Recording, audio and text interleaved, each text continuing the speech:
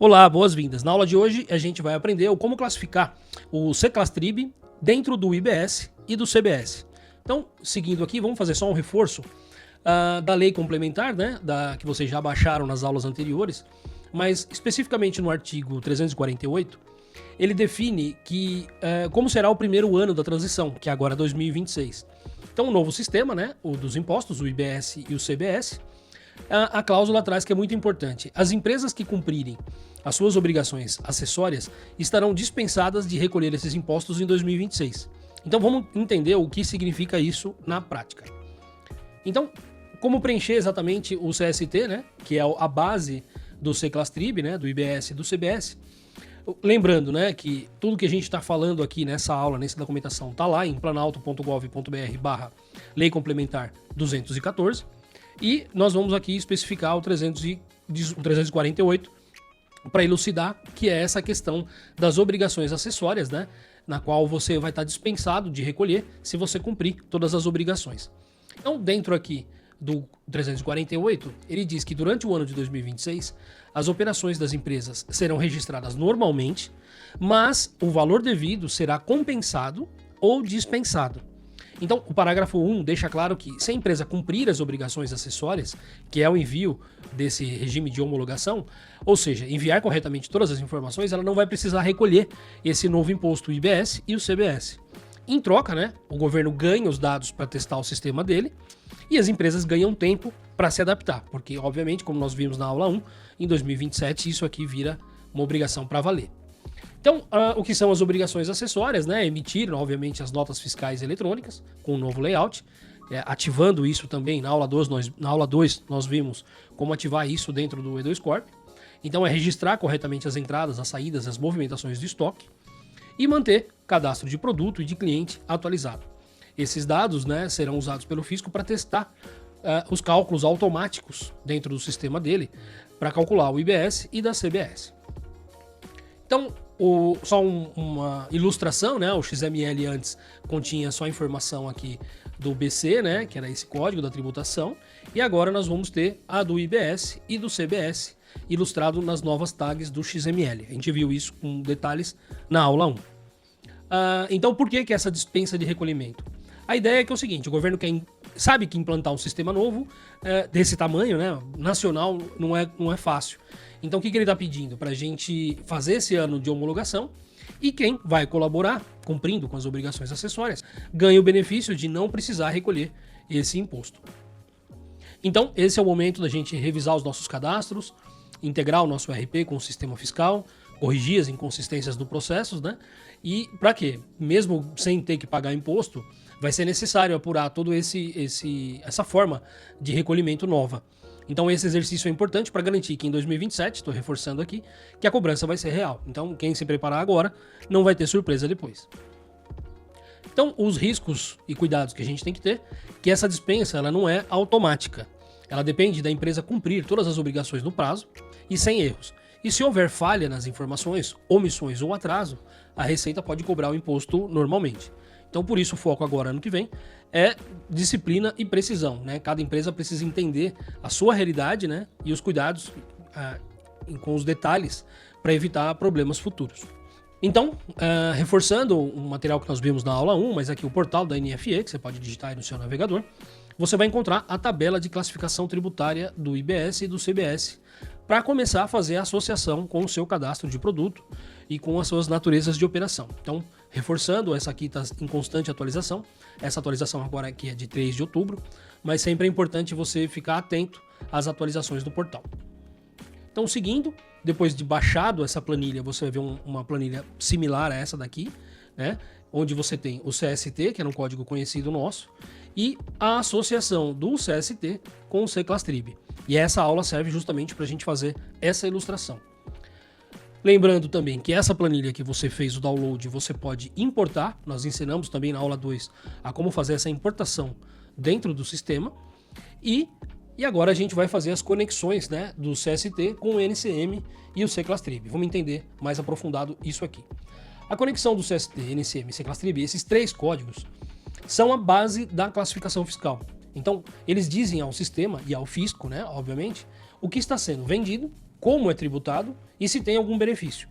E esse detalhe de benefícios a gente encontra no artigo 11, que só funciona corretamente se esses códigos estiverem corretos. É uma afirmação. Então, o NCM define o produto, o CST define o tipo de tributação e o novo C-Class-Trib, ele vai unir essas duas informações em um código único. Ou seja, se o código estiver errado ou o crédito pode ser indevido ou perdido. Por isso a importância de revisar a codificação que nós temos dentro do cadastro de produto, que é o nosso NCM. Alguns exemplos, né, quando você expandir a planilha que você encontrar lá no portal NFE, nós temos aqui a CST00, que são o que normalmente as empresas estão fazendo agora, classificando todos os seus produtos com o 000, mas não é assim, essa tributação integral. Ela existe e tem algumas regras específicas que você consegue consultar clicando nesses livrinhos aqui, que são os anexos dessa CST. Então perceba, tem situações que são obviamente tributadas integralmente, mas existem outras formas, outras classificações, outros C-Class-Tribs associados ao seu produto. Por isso a importância de verificar sempre qual é, né, a CST correta do seu produto, do seu cadastro de produto. Então, a CST 000 é um código utilizado quando a operação é totalmente tributada, significa que não há redução da alíquota, não há isenção e não há benefício fiscal, e também não há crédito presumido. Representa o regime padrão para a maioria dos produtos, mas lembrando que existem as exceções. Então, quando usar corretamente o CST 000, deve ser aplicada quando o item não está listado em nenhum regime específico da lei complementar. Então, por isso, o reforço da gente baixar a tabela, baixar a planilha e atentar aos termos da lei. Se também não possui alíquota reduzida, isenção, imunidade ou tratamento diferenciado. E se não faz parte de programas especiais, por exemplo, o setor automotivo, saúde, educação, alimentos, energia e transporte. E, obviamente, se não recebe crédito presumido e nem possui regras especiais de crédito. Embora essa questão do crédito presumido, ainda o governo não implementou, mas está em fase de implementação do GOV. E assim que vierem essas características, essas realidades, a gente vai atualizar aqui também. Então, o que conferir? Antes de aplicar a CST 00, verifica o C-Class-Trib do seu produto no cadastro, se o NCM está atualizado para confirmar, né, se não há exceções, o destino da operação. Então, algumas reduções dependem se o consumidor final, se é contribuinte, PJ, PF, se é comércio ou se é indústria. Então, é importante fazer essa revisão do seu cadastro também do cliente, cadastro de cliente. E se é legislação estadual municipal, se existe, né, alguma legislação estadual municipal complementando o IBS. E outros regimes naturais, nativos da sua empresa. Então é importante conferir essas informações. Exemplos de produtos, então, desde que não tenham as especificidades legais que nós citamos anteriormente, mas normalmente nós encontramos, né, roupas e acessórios, móveis, cosméticos, equipamentos eletrônicos, materiais em gerais que não têm redução de alíquota, bens industriais que não fazem parte da lista técnica. Então é importante, cada produto deve ser validado individualmente, conforme essa lei complementar 214. Exceções que não usam o CST 000. Então, se o produto estiver em alguma daquelas situações citadas na lei, por exemplo, a cesta básica, porque ela tem alíquota reduzida, medicamentos, eles têm regimes específicos, os veículos e peças automotivas têm regimes diferenciados, a energia elétrica, combustível e telecom, eles têm uma outra característica, os serviços financeiros, saúde, educação, operações interestaduais de regimes especiais. Então, a gente não pode classificar o CST 000 se a gente tiver algumas dessas características. E existem outras classificações que estão em atualização pelo fisco, né, pelo governo, e que a gente vai elucidando a cada passo que o governo for dando, a gente vai atualizando vocês por aqui. Então, o risco de usar a CST 00 incorretamente é o pagamento indevido dos tributos, a perda dos créditos, autuação por classificação indevida, os erros no cálculo da alíquota, falha no cruzamento do novo C-Class-Trib e o bloqueio, obviamente, da nota fiscal e, inclusive, em fiscalizações automatizadas. Então, passo a passo correto, reforçando, verifica o seu produto se está com o NCM correto, consulta o cadastro lá no C-Class-Trib, na planilha que você baixou, checa se há algum regime especial aplicável e se nada se enquadrar, o produto em regime diferenciado, aí você pode aplicar o 000 e registrar a operação normalmente com a tributação integral. Atenção, então, a Seclastrib 000 é um regime padrão, mas não pode ser aplicada automaticamente. Cada produto exige uma análise individual para garantir a conformidade com a Lei Complementar de 214, de 2025. Já um outro exemplo é a CST 200, de alíquota reduzida.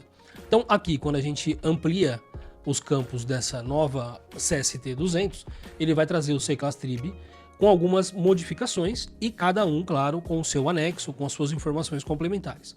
Mas, de grosso modo, a gente vai dar uma explicação sobre o que é o CST 200. É um código utilizado quando a operação não é tributada integralmente. Ela representa situações em que o produto ou serviço, principalmente o produto nesse caso, né, possui uma alíquota reduzida ou uma isenção, não incidência, regime diferenciado, um tratamento favorecido, um benefício fiscal ou o futuro, né, no futuro um crédito presumido. Ele sempre depende de uma previsão expressa na 214. É por isso que é importante ter essa lei aí salva no seu manual, no seu dia a dia, para sempre trabalhar com a consulta. Então, quando usar a 200? Quando é aplicada no item que está na lista oficial de benefícios da reforma, na Lei Complementar 214, faz parte de regimes específicos previstos na lei, possui uma redução da carga tributária e se está enquadrado em programas especiais de desenvolvimento. E, obviamente, né, essa questão do crédito presumido e a desoneração parcial vão ser discutidas pelo governo, provavelmente em breve, e a gente atualiza vocês. Então, exemplos de produtos com CST 200. Então, dependendo, né, da exata regra do seu Seclastrib, alguns exemplos são a cesta básica, medicamentos essenciais, produtos agropecuários com tratamento diferenciado, setores incentivados pela lei complementar, produtos industrializados incluídos em projetos habilitados no artigo 311 e 312. Então, lembrando, esse reforço de você tem sempre estar com a lei na mão para fazer esse entendimento. O automotivo, educação, saúde e transporte e energia renovável também com as regras especiais. A relação entre o CST 200 e a Seclastrib, para aplicar isso aqui, a empresa nunca pode pensar nisso sozinha, decidir isso sozinha. Porque o Seclastrib cadastrado no produto, a base legal da redução do benefício, se o item está nas faixas. Então é importante consultar aquelas faixas que nós citamos anteriormente, para poder indicar, né, dentro do NCM esse Seclastrib 200. Então é importante fazer essa revisão. Situações em que o Seclastrib, o CST 200 não é incluso, são produtos que têm benefício fiscal previsto, operação tributária normalmente, que é o CST 00, ou se tem algum regime especial de suspensão, diferimento, substituição, monofasia, e cada uma, claro, que tem as suas CSTs específicas que a gente não vai detalhar aqui. Então, os riscos de aplicar o CST 200 incorretamente são, né, autuação imediata por benefício indevido, glosa de crédito, para quem, né, de quem compra o produto, a diferença de alíquota retroativa, mais multa e juros, a inconsistência no cruzamento, né, do CST com o Seclastrib e a perda dos incentivos em projetos já habilitados na lei complementar. Então, o passo a passo correto, novamente, é identificar se o seu produto está com o NSM cadastrado corretamente, verificar o Seclastrib dentro da planilha, confirmar a existência do benefício documentado, né, para se proteger, validar se a operação atende aos critérios, né, o destino, o KNAI e a finalidade, e se tudo estiver dentro da Lei Complementar 214, aplicar o 200. Se não, é registrar o código correto na operação da CFAP correspondente. Então, lembrando, o CST é usado somente quando há benefício fiscal expresso na lei. Não é para aplicar por aproximação ou suposição. E sempre seguir o Seclastrib com a base da legislação vigente. Então, por isso também é sempre importante se manter atualizado em relação àquela tabela da nota fiscal eletrônica. Um outro exemplo aqui de um outro subnível dentro do 200 é a alimentação humana. Então, quando você abre os anexos, ele abre as informações complementares desse exemplo aqui que eu vou citar, que é alimentação humanas, que é o CST 200.003, alimentação humana. Então, aqui como exemplo, né, esses artigos 2 e 3 que foram citados aqui, ó, o artigo 2º e o artigo 3º, eles definem, né, quando o IBS e o CBS incidem, onde a operação é considerada realizada e o momento em que nasce a obrigação tributária e como isso afeta a emissão da nota fiscal. Então, esses artigos também são fundamentais para evitar os erros do faturamento. Então, só uma visão geral, a gente montou um diagrama de fixação, mas a partir de agora a gente vai começar a ouvir alguns termos que são citados muito na lei, que é a operação não onerosa, incidência, não incidência e operação não onerosa. Então a gente já está fazendo aqui um diagrama, eu vou mostrar para vocês mais para frente. Então, o artigo 2 é considerado o que é uma operação tributável, né? Venda de bens, prestação de serviço, fornecimento misto, importação e operações com bens digitais. Então, ele estabelece que toda operação onerosa é alcançada pelo IBS e pela CBS, salvo quando houver algum benefício ou regime especial. Então, para entender, né, o que é essa questão aí do fato gerador, uma venda é igual a um fato gerador e sempre há circulação econômica. Um serviço também, independente da forma que foi contratado. Bens digitais são tratados como serviço e a importação sempre tributada, mesmo que para consumo próprio. Isenções e reduções precisam estar expressas lá no cadastro, na escolha, né, do Seclastrib. Os pontos críticos, né, operações gratuitas que podem ser tributadas quando existe uma circulação econômica, a bonificação sem lastro pode gerar autuação, remessas simbólicas, envio para conserto, demonstração, também podem ser fiscalizadas. A entrada e saída por natureza deve ter uma natureza clara no CFOP coerente. Já no artigo 3, ele define o local da operação e o momento exato em que o imposto é devido. Então, quando nasce a obrigação tributária. Essas regras elas são essenciais para saber se a nota é de operação interna, interestadual, no exterior, ou com substituição ou diferimento, quando for aplicável, claro. Então, o local da operação, para entender um pouquinho melhor. No destino, a regra geral da reforma. O local é onde o bem é entregue, então é no destino. Onde o serviço é consumido, lá no destino. E na importação, era o local de domicílio do adquirente.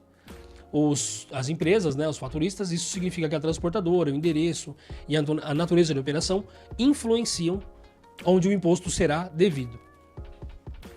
Então, onde é que acontece esse fato gerador? Então, o imposto nasce quando o bem é entregue, o serviço é prestado ou o pagamento é efetuado. Então, quando em casos de faturamento antecipado.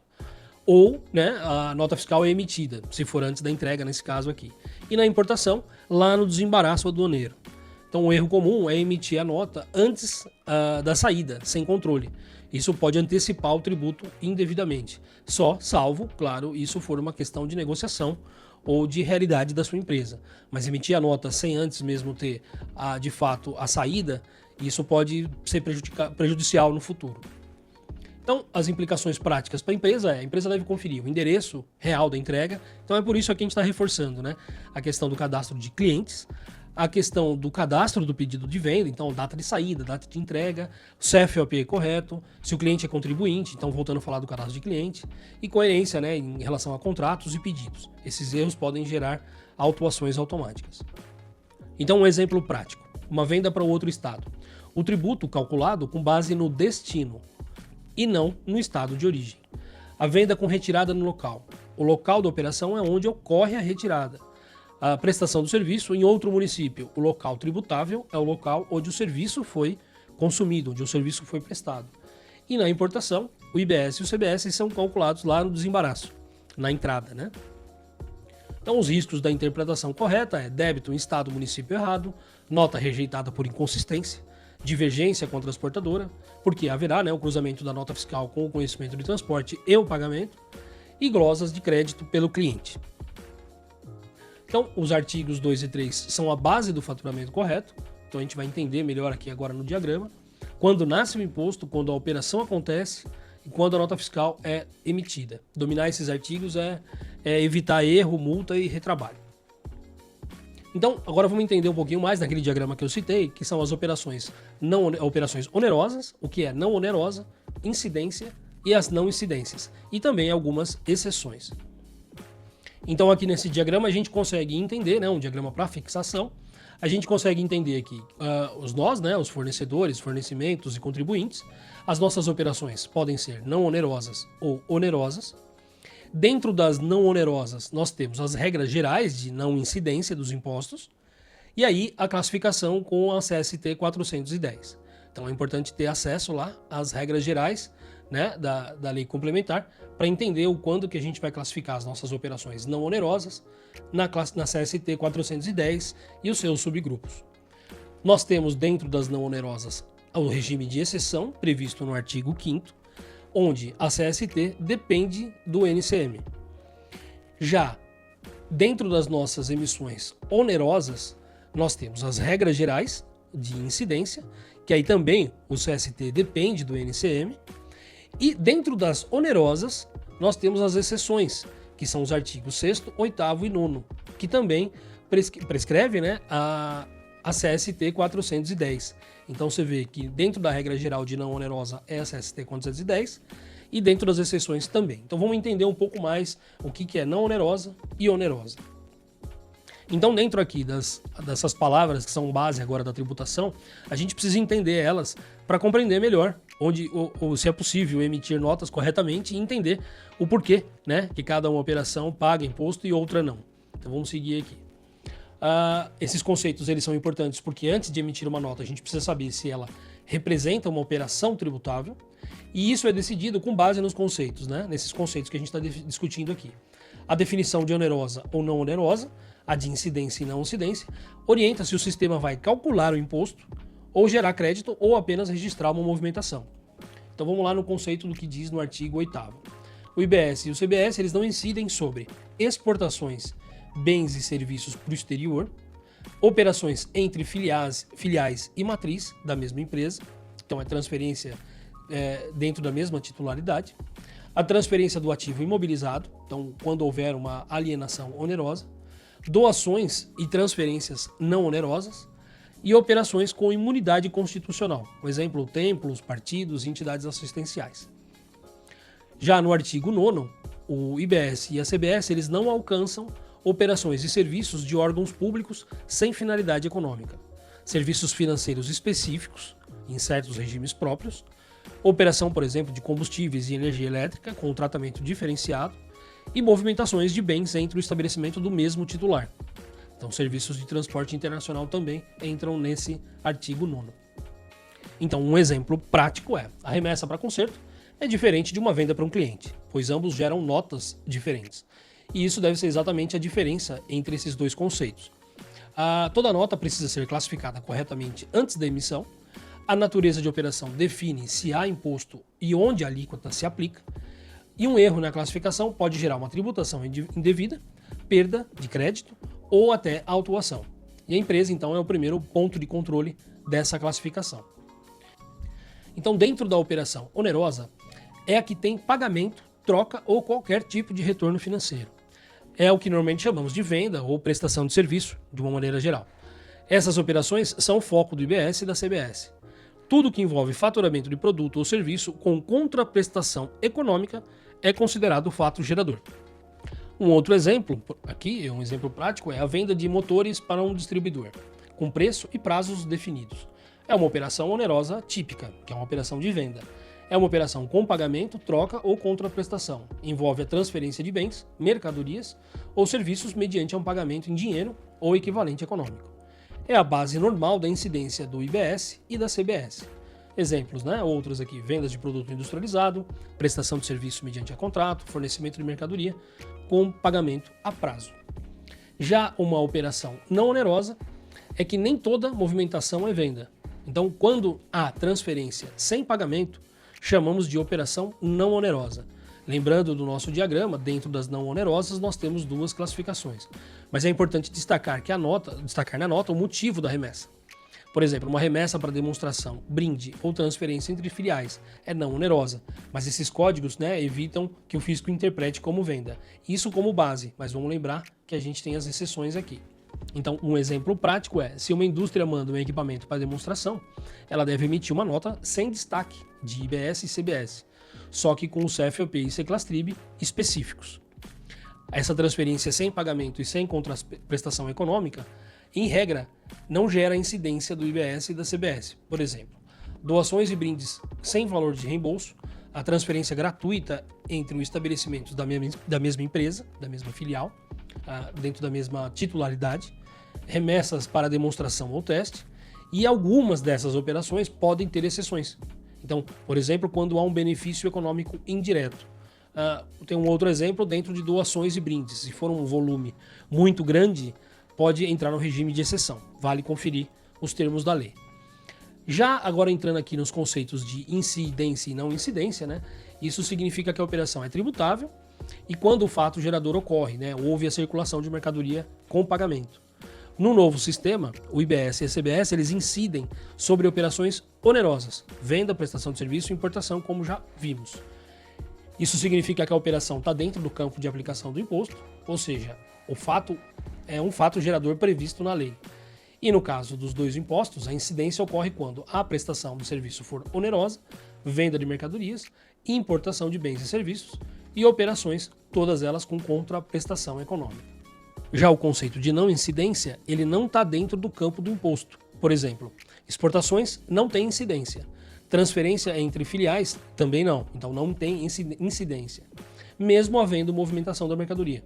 Então não há fato gerador, portanto não há IBS ou CBS a recolher. Um exemplo prático é, se a empresa de São Paulo envia peças para uma filial em Goiás, é uma operação sem incidência. Mas, obviamente, precisa de uma nota fiscal para o controle fiscal e contábil, a transferência do patrimônio. A não incidência é o oposto da operação que está fora do cálculo do imposto, do campo do imposto. E a lei reconhece que, mesmo existindo movimentação, não se trata de fato gerador. Então, outros exemplos aqui, a transferência de ativos entre as filiais, operações de exportação, doações sem retorno financeiro ou distribuição gratuita de amostras, exemplos de não incidência.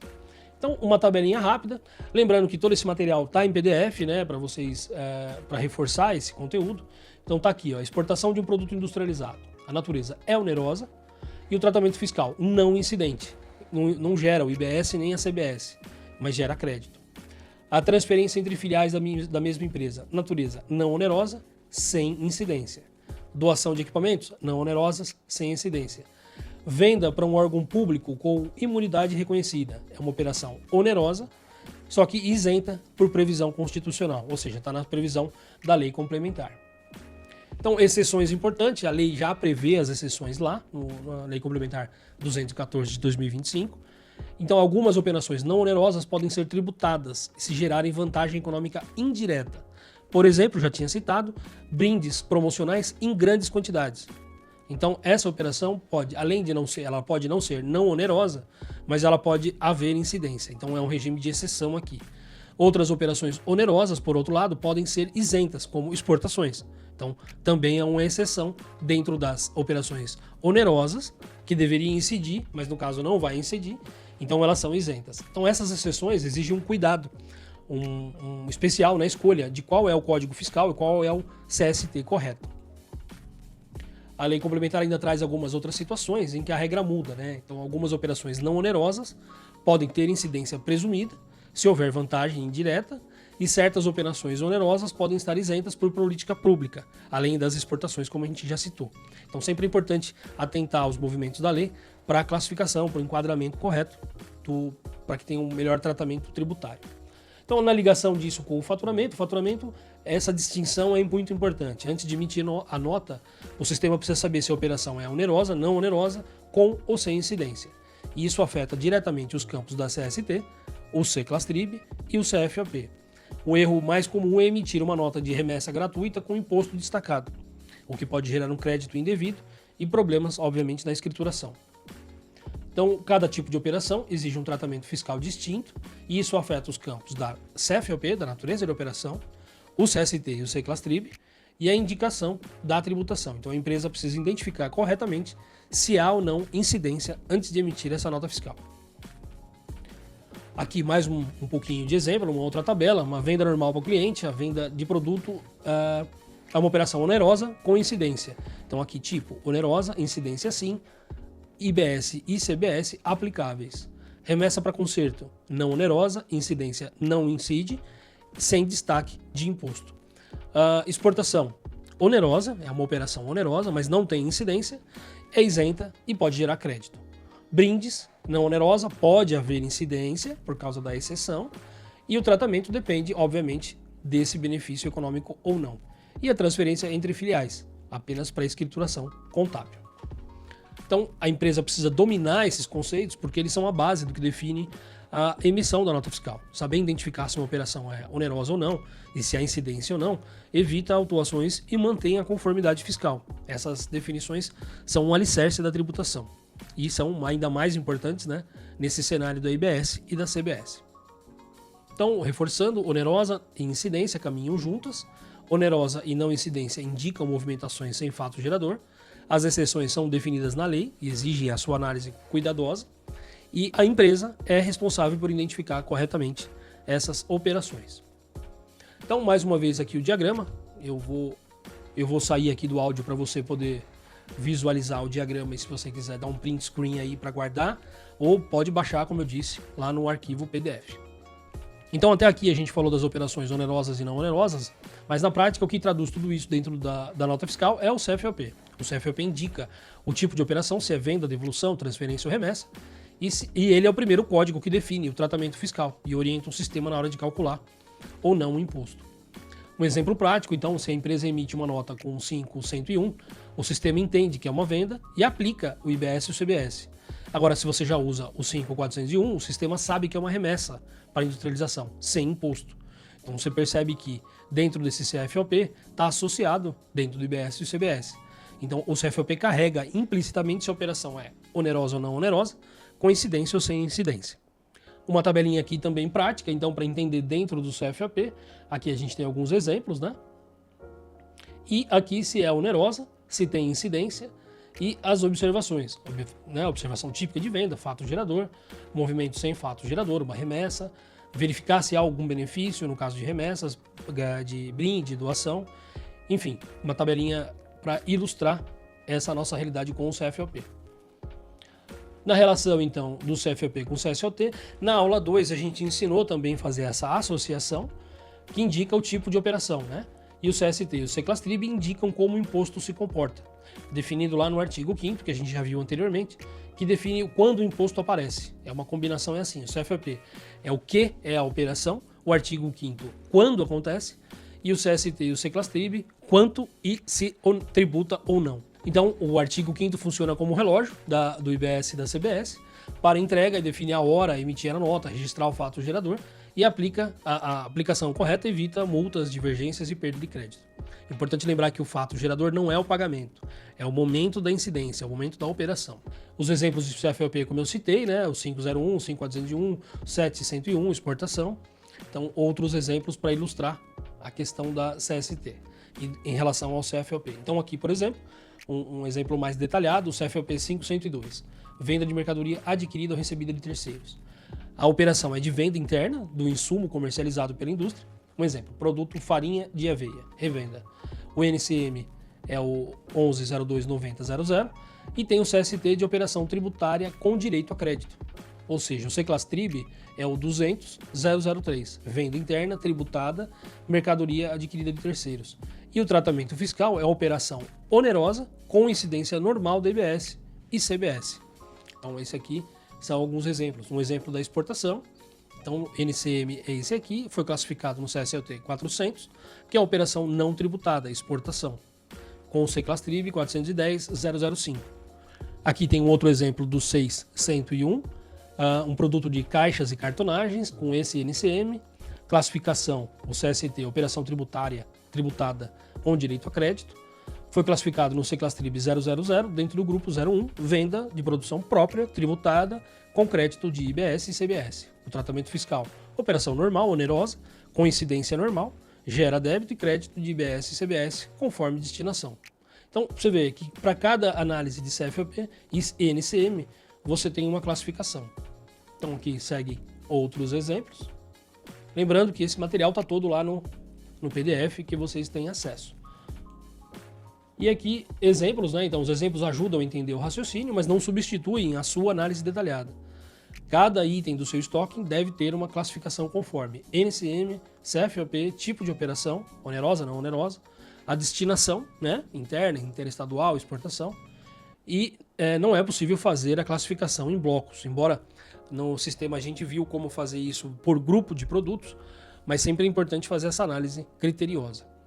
O cadastro de produtos é a base da apuração da IBS e da CBS, e a empresa precisa, de novo, reforçar o cadastro dos itens na aba fiscal, mapear as operações, né? Então as vendas, a remessa, retorno, então que são a próprio faturamento, aplicar o CCLASTRIB adequado lá dentro do NCM, do cadastro de produto, vai evitar os erros, autuações e a perda do benefício de não ser tributado em 2026.